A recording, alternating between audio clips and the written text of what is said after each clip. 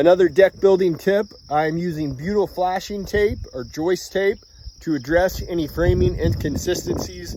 That way my deck is dead flat. So what I'm going to do is path this out with flashing tape, and then that way I'll have no low spots in my deck.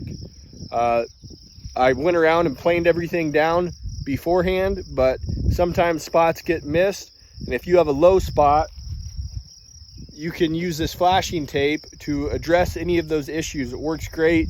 It's not going to rot out.